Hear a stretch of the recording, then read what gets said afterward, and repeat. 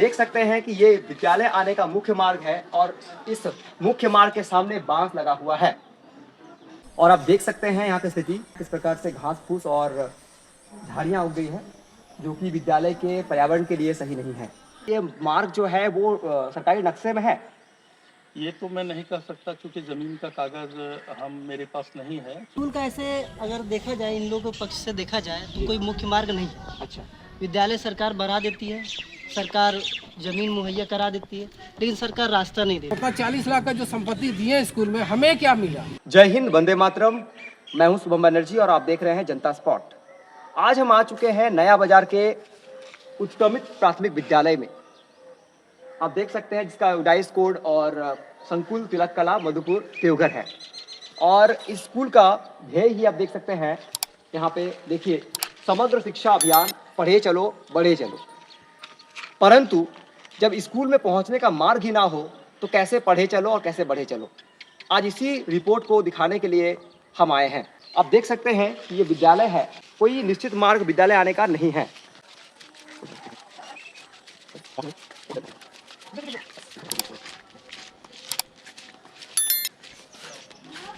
और आप देख सकते हैं कि ये विद्यालय आने का मुख्य मार्ग है और इस मुख्य मार्ग के सामने बांस लगा हुआ है और आप देख सकते हैं यहाँ की स्थिति किस प्रकार से घास फूस और झाड़ियाँ उग गई है जो कि विद्यालय के पर्यावरण के लिए सही नहीं है। छोटे छोटे बच्चे इस विद्यालय में पढ़ते हैं और कोई निश्चित मार्ग ना होने के कारण यहाँ बच्चों को काफ़ी असुविधाओं का सामना करना पड़ता है। हमारे साथ है इस विद्यालय के हेडमास्टर अब्दुल कयूम अंसारी जी। आइए उनसे जानते हैं इस बारे में। आपका सर शुभ नाम बताइए। अब्दुल कयूम अंसारी।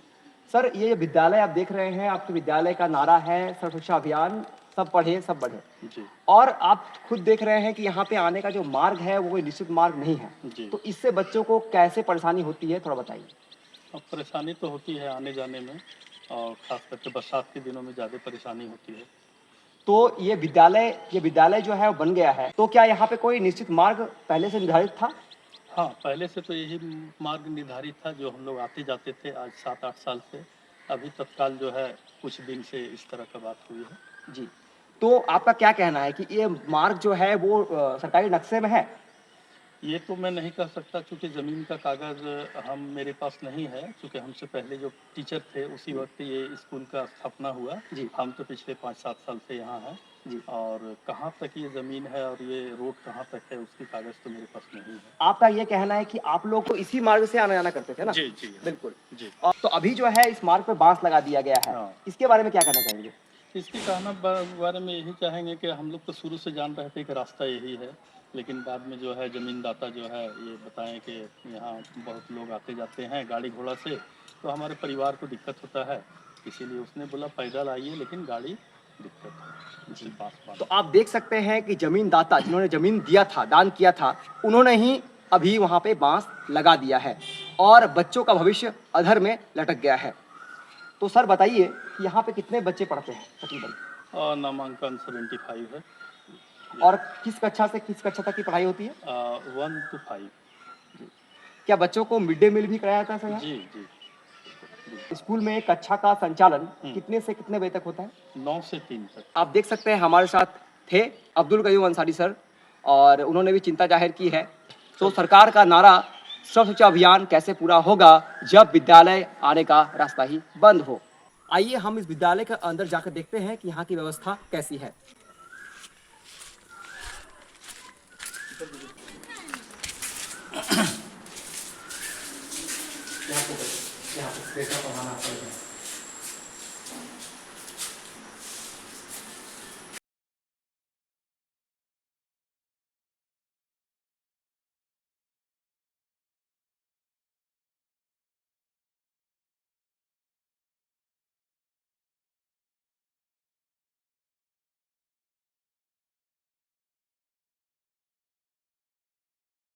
और आप देख सकते हैं कि यहाँ पर छोटे बच्चे बच्चियाँ सभी पढ़ाई में अध्ययनरत हैं और इनके भविष्य को देखते हुए सरकार को जल्द से जल्द यहाँ एक निश्चित मार्ग की व्यवस्था करनी चाहिए। स्कूल तक पहुँचने का रोड होना चाहिए। आइए हम पूछते हैं इन्हीं बच्चियों से कि इनको क्या असुविधा होती है। आपका नाम क्या है? अनन्या कुमारी। आपका घर कहाँ हुआ? अच्छा, आप विद्यालय आते हैं तो आपको किस तरह का दिक्कत का सामना करना पड़ता है? आने के लिए रोड में ये कच्चा रोड है। आपका शुभ नाम मेरा नाम राधिका सिंह है। और आप कहाँ रहती हैं? नया बाजार मणिपुर। अच्छा, आप लोग जो विद्यालय आते हैं तो विद्यालय क्या इसी मार्ग से आते हैं? हाँ, तो इस मार्ग में आने में आपको क्या परेशानी होती है? यहाँ पे बास लगा हुआ है और आने में हमको रोक टोक होता है। तो आप सरकार से क्या कहना चाहेंगे? हम सरकार से कहना चाहते हैं कि जल्द से जल्द हम लोग को रोड दिया जाए। और बच्चों से बात करेंगे। हाँ, आपका शुभ नाम? मेरा नाम शहनाज खान है। अच्छा, आप भी नया बाजार रहती हैं? हाँ, तो आपको यहाँ आने में कैसा असुविधा का सामना करना पड़ता है? यहाँ रोड नहीं है, रोड बनाना चाहिए और वहाँ पे बास उस है तो रोक के बिल्कुल। और आप किस कक्षा के छात्रा हैं? 5 आपका शुभ नाम? चौथा चौधरी आप कहाँ के रहने वाले हैं? कॉलेज है। अच्छा, आप जो इस विद्यालय में पढ़ने आते हैं तो यहाँ आने में आपको किस प्रकार की असुविधा होती है? वहाँ रोड पर बांस लगाया होता है जिससे हम लोग को रोक टोक करता है और पानी बढ़ने की वजह से कीचड़ है ना और हम लोग को गिर जाते हैं। अच्छा, आप कहना चाह रहे हैं कि आप कीचड़ की वजह से आप गिर जाते हैं। अच्छा, तो स्कूल आने में देरी भी होती है क्या आपको इस वजह से? हाँ, तो आप देख सकते हैं कि बच्चों का कहना है कि विद्यालय आते समय उनके साथ रोक टोक होती है। विद्यालय के मुख्य मार्ग पर बांस लगा दिया गया है जिससे बच्चों को आने में काफ़ी असुविधाओं का सामना करना पड़ता है। और बरसात के मौसम में पक्की सड़क ना होने के कारण बच्चे कीचड़ में गिर जाते हैं, उनका यूनिफॉर्म भी गंदा हो जाता है। और हमारे साथ कुछ स्थानीय निवासी भी जुड़े हुए हैं, आइए बात करते हैं इनसे। आपका शुभ नाम क्या हुआ? मेरा नाम हुआ निकेत कुमार यादव। आप क्या यहीं स्कूल के बगल में रहते हैं? हाँ जी, स्कूल के बगल में ही मेरा ये घर है, मैं यहीं का निवासी हूँ। अच्छा, तो अभी आप देख सकते हैं कि आप स्कूल जाने के मुख्य मार्ग पर ही, यही मुख्य मार्ग है ना? स्कूल का ऐसे अगर देखा जाए, इन लोगों के पक्ष से देखा जाए तो कोई मुख्य मार्ग नहीं है। अच्छा, विद्यालय सरकार बढ़ा देती है, सरकार ज़मीन मुहैया करा देती है, लेकिन सरकार रास्ता नहीं देती है। कुछ दिन तक खाली ज़मीन है, किसी तरह लोग आना जाना कर रहे हैं। इस विषय पर ध्यान देना चाहिए यहाँ के प्रचार को। यहाँ के जो डीओ साहब जो हैं, जो स्कूल के सभी स्कूल के जो मेन मुखिया होते हैं, जो ऑफिसर हैं, उनको देखना चाहिए कि लोग बच्चे कहाँ से आना जाना कहने का करेंगे। अर्थ यह है कि ये मुख्य मार्ग नहीं है। अगर इस हिसाब से इस स्थिति को देखा जाए तो मुख्य मार्ग ये नहीं हो सकता है। यदि ये मुख्य मार्ग होता तो इस तरह की स्थिति यहाँ पे आपको देखने को मिलती है। आपका कहना है कि सरकार ने बिना सोचे समझे यहाँ विद्यालय का निर्माण कर दिया बिल्कुल। और कोई निश्चित रास्ता नहीं दिया, यही कहना चाहते हैं ना? बिल्कुल बिल्कुल, मैं सरासर मैं सरकार की गलती दूंगा। यदि आप विद्यालय बनवाते हैं, यदि आप यहाँ पे बच्चों को पढ़ाते हैं, यहाँ पे शिक्षक मुहैया कराते हैं, ज़मीन मुहैया कराते हैं, तो रास्ता भी मुहैया कराइए, एक पक्की रोड बनाइए, एक पक्का सड़क होना चाहिए। जहाँ पे सरकार के सरकारी विद्यालय में जो हमारे बच्चे हैं, हमारे जो छोटे छोटे बच्चे हैं, ये प्राइमरी स्कूल है, पारा शिक्षक यहाँ पे पढ़ाने आते हैं, तो उनका आना जाने का रास्ता एक होना चाहिए। ये सरासर सरकार की गलती है। जहाँ भी ज़मीन खाली है, मान लीजिए कि यह विद्यालय बना है, ये ज़मीन पहले खाली थी, लोग यहाँ से आना जाना करते थे, हमेशा तो खाली नहीं रहेगी। लोग जिसकी ज़मीन है वो अपना घेराबंदी करेंगे, वो लोग अपने कल जाके घर भी बनाएंगे। आपका ये कहना है कि सरकारी विद्यालय तक पहुँचने कोई मुख्य मार्ग सरकार के द्वारा ही निर्धारित नहीं किया गया है, यही कहना चाहते हैं अपना? बिल्कुल बिल्कुल, मैं यही कहना चाहता हूँ कि सरकार ही जब रास्ता नहीं बनवाई है तो लोगों का इसमें क्या गलती है। और ये जो रास्ता जिसका भी है उन्होंने अपना बड़पन दिखाते हुए दिया। जी, खाली था, लोग आना जाना करते थे, अब फिर लोगों को समस्या आने लगी कि कल जाके बाइक पार हो रहा, परसों 4 व्हीलर पार हो रहा, लोग बहुत सारी एक घटना भी हो गई यहाँ पर, जिसके कारण इस बांस को लगाया गया है। तेज गति से लोग आना जाना करते हैं और दरवाजा है, घर में लोग रहते हैं। सरकार से अब क्या मांग करना चाहिए? सरकार से मैं यही मांग करना चाहूँगा कि सरकार को इस विद्यालय के बारे में सोचना चाहिए।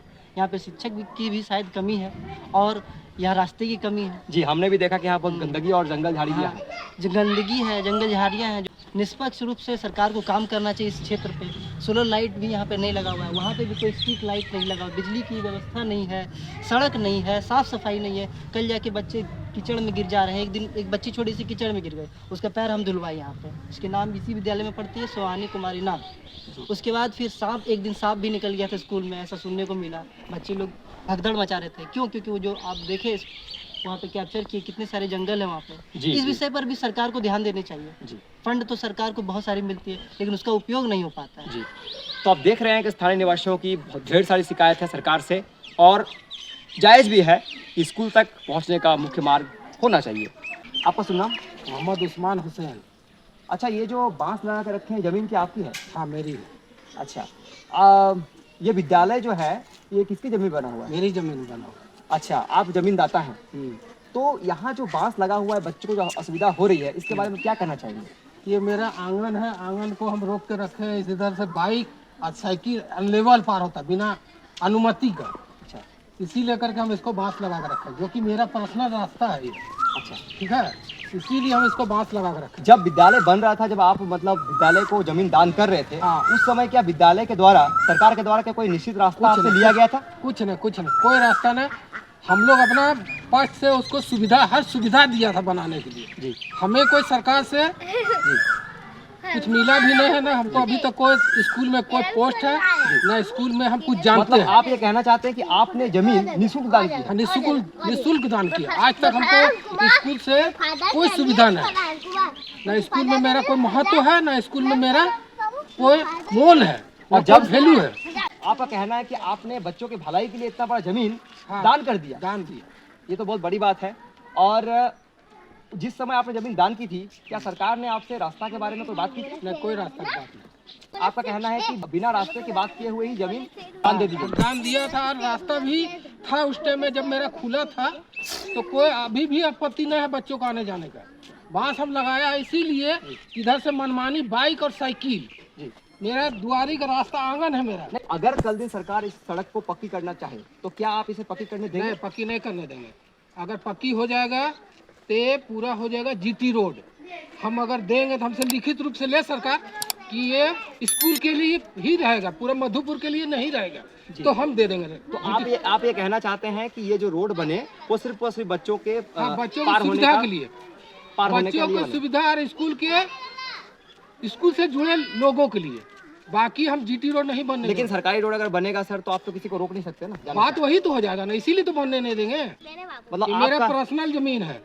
आपका ये कहना है कि आपको रोड बनने में कोई आपत्ति नहीं है, बशर्ते इस रोड से सिर्फ बच्चे, बच्चियां और शिक्षक ही पार हो। स्कूल से जुड़े लोग, मेरे बात को समझिए, स्कूल से जुड़े लोग जो भी है जा सकते हैं, उसके लिए हम कोई रोक टोक नहीं करेंगे। लेकिन पूरा मधुपुर, ओल्ड मधुपुर हम इधर से बोलेगा मेरे दुआरी से बाइक लेके जाने देंगे या साइकिल लेके जाने दे, नहीं जाने देंगे। उसमें सहमत है सरकार तो बनाए, हमको कोई आपत्ति नहीं। आपकी सरकार से क्या मांग है, बताइए। सरकार से मेरा मांग यही कि स्कूल में हम कुछ नहीं लिया। मेरा दरवाजा से अगर हम रास्ता बनाने के लिए देंगे, सुविधा देंगे, तो हमें कुछ बेनिफिट मिलना चाहिए।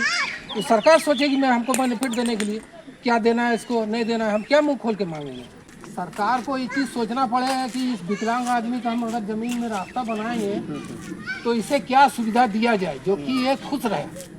बताइए, हम तो कभी डिमांड मतलब नहीं। आपको भी, मतलब आपका जो कमाने का जरिया कुछ नहीं है, आप कहना चाहते हैं कि हम जमीन दान कर दिए, हाँ, तो हमको जो है इसके बदले क्या मिला? क्या मिला? कोई सहायता स्कूल में राशि भी- नहीं मिल रही? स्कूल आप में भी हम जमीन दान दिए, हमें क्या मिला? हम अपना 40 लाख का जो संपत्ति दिए स्कूल में, हमें क्या मिला? जी, आपका अभी तक विकलांग सर्टिफिकेट भी नहीं बन पाया। कुछ नहीं बना। हम बात कर रहे थे जमीन दाता से। उनका कहना है कि उन्होंने 40 लाख की संपत्ति का दान सिर्फ इसलिए कर दिया ताकि बच्चों का भविष्य स्वर्णिम हो सके, और इसके बदले में उन्हें कुछ नहीं मिला।